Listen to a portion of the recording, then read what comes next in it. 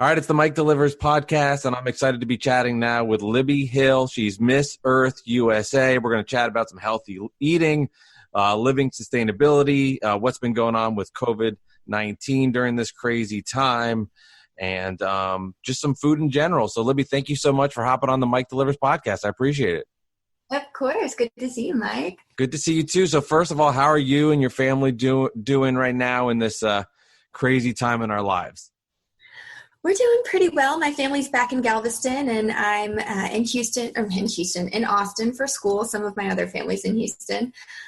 So we're kind of scattered all over the place, and I think we're starting to feel the fatigue of isolation, but Sure. Trying to stay connected virtually and when we can otherwise.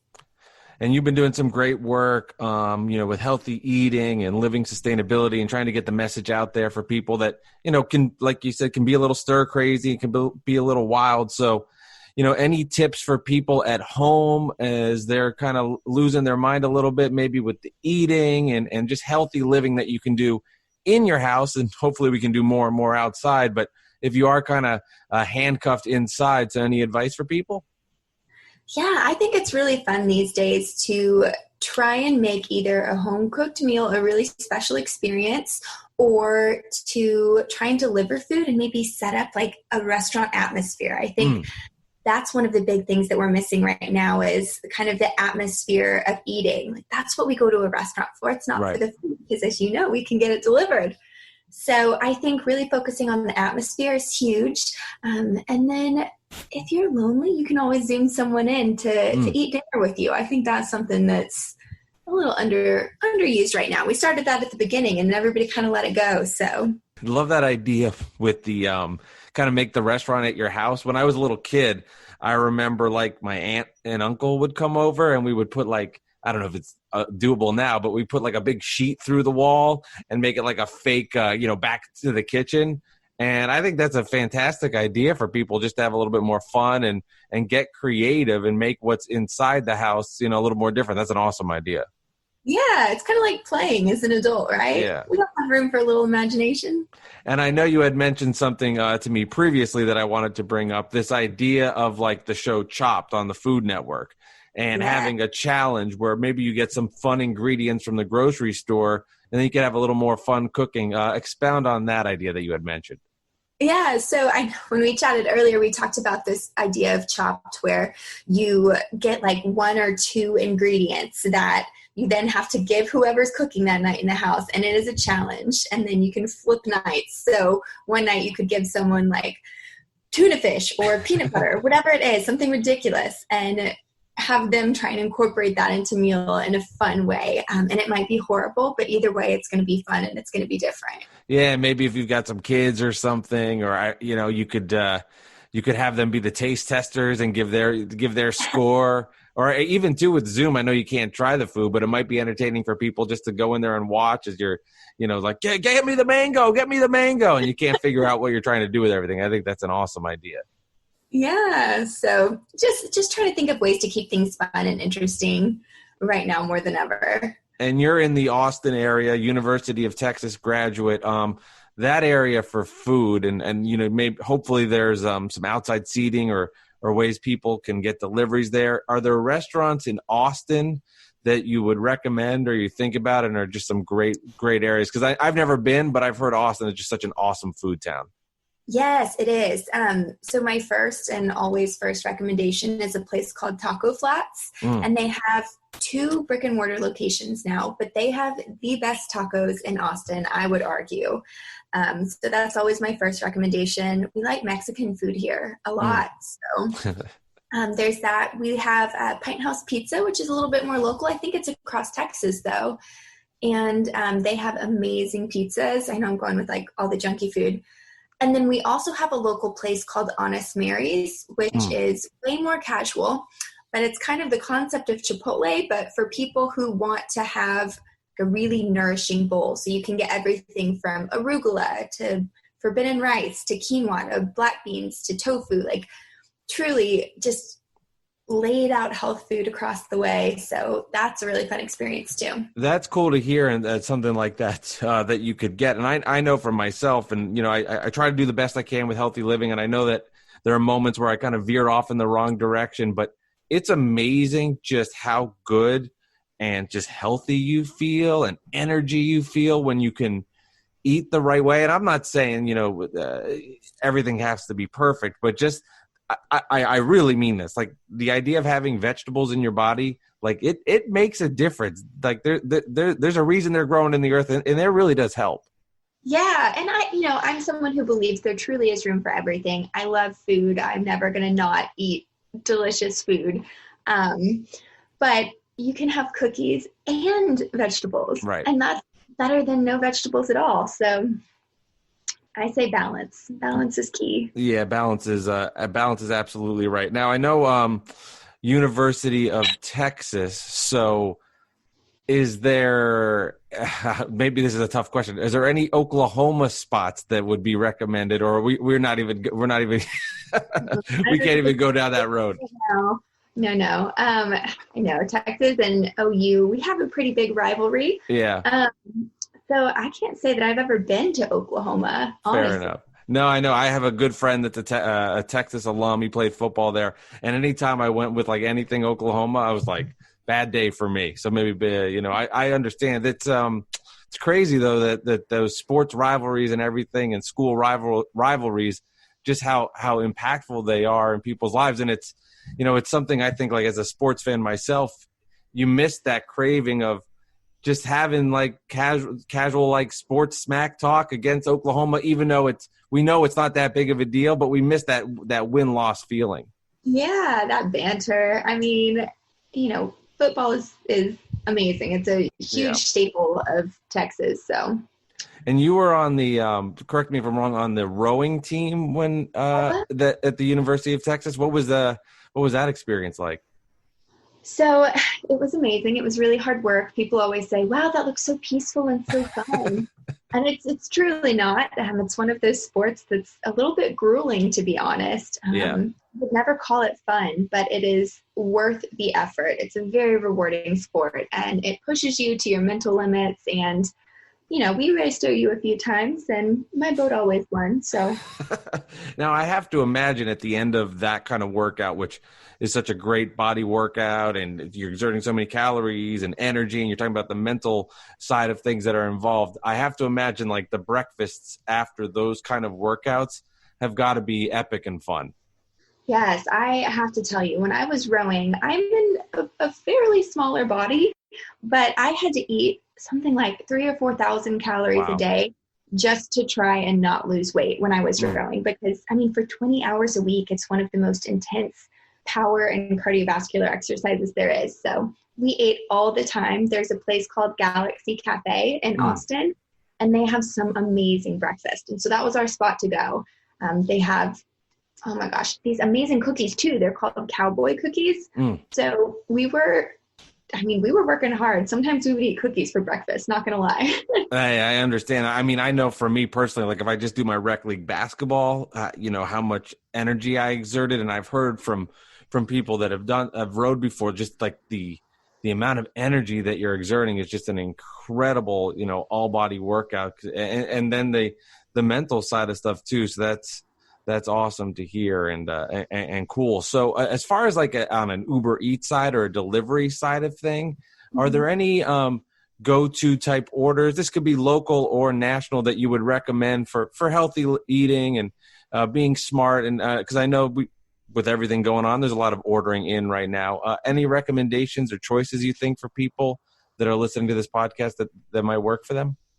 Yeah. So I know we've chatted before, and this isn't a food, but this is an option for when you're delivering.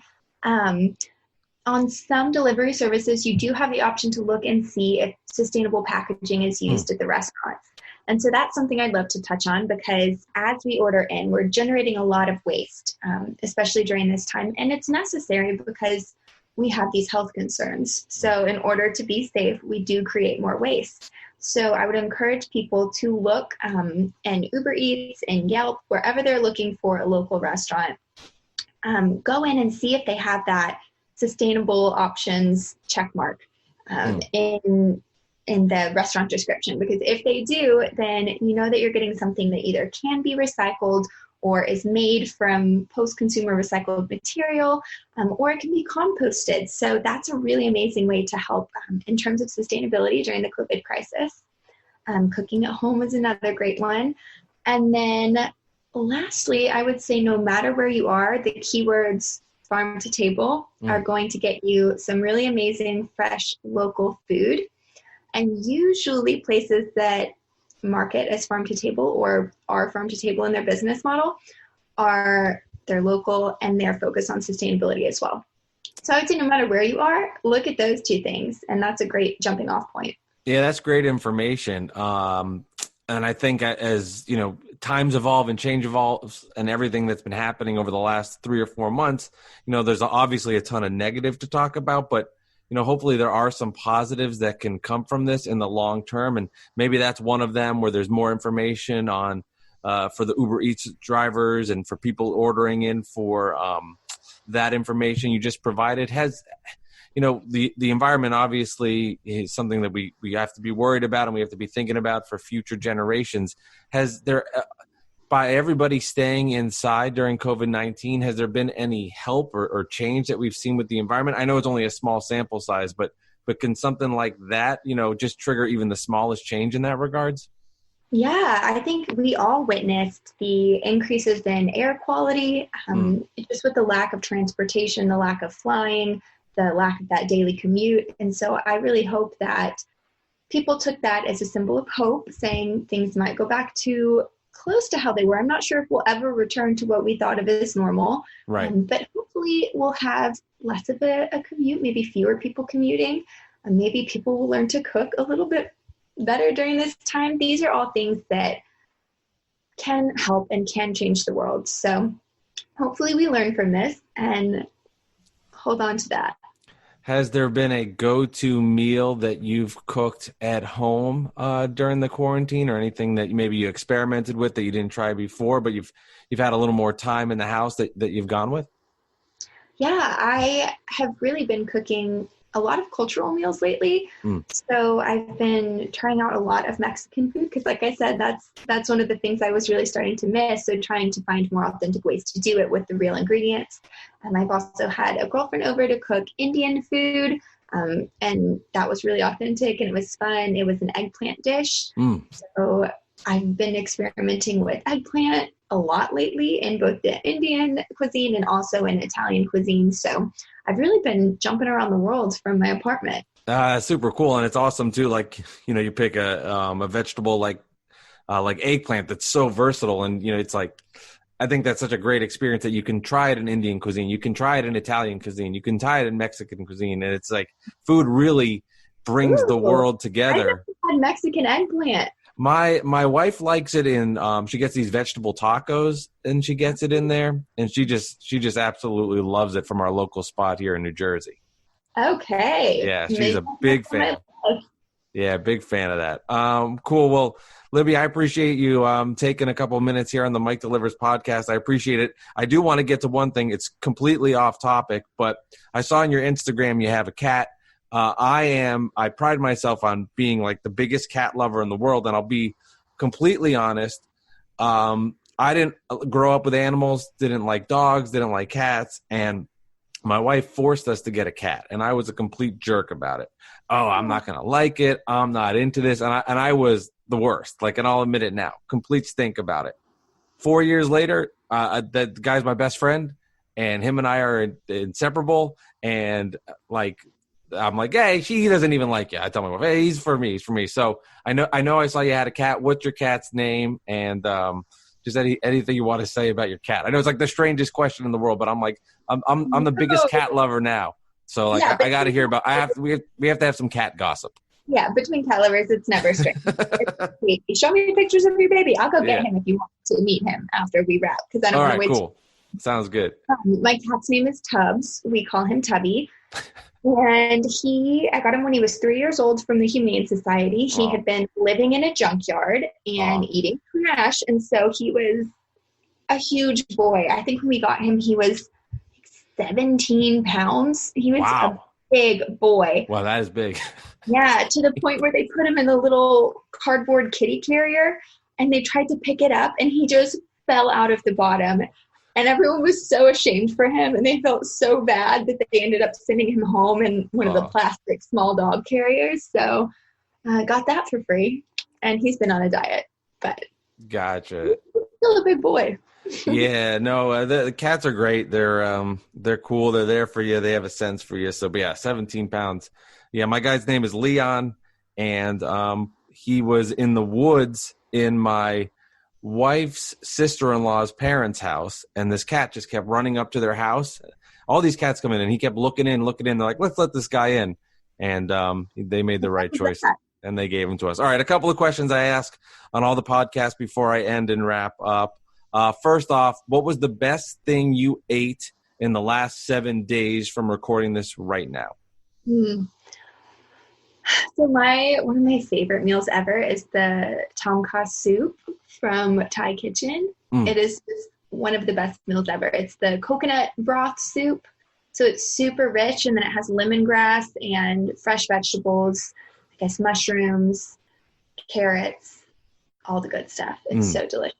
Awesome. And then you put a piece of rice under it. So it's hearty. Yeah, can't go wrong with some good Thai food. I have to agree. All right, a new question now that I ask at the ending sequence because my wife's very passionate about it. Would you prefer cake or pie if you had to pick between the two? Ooh. Tough hitting stuff here. It is tough hitting stuff because I'm from Texas and I feel like I should say pie, but I do, you know what? We'll go with buttermilk pie. Okay. That's my pie, buttermilk pie. Hey, your world, your answers, anything's acceptable. Yeah, she's very passionate. Her answer is always cake. She can't stand pie. So now it's become like a big staple of this podcast, a big debate. Interesting, collecting data. Yeah. Yeah, I love a good piece of cake, but I'm not a frosting person. And so gotcha. She's the opposite. And I don't know if she's had like elite level pie yet to help her make a decision, but that's for another time. Finally, a year from now, everything's back to normal and you're getting engaged, let's say, and you're sending out your wedding invitations. Do I get invited to your wedding? Of course, but only if you bring your cat. Leon and Mike and Jess, all three of us will make the trip. You'll get the whole family, bring it on. Bring the whole family, and you'll get to meet Leon the cat. Libby Hill, Miss Earth USA, thank you so much for spreading your message and all the great things that you're doing, and I appreciate you coming on the podcast. Thanks so much, Mike.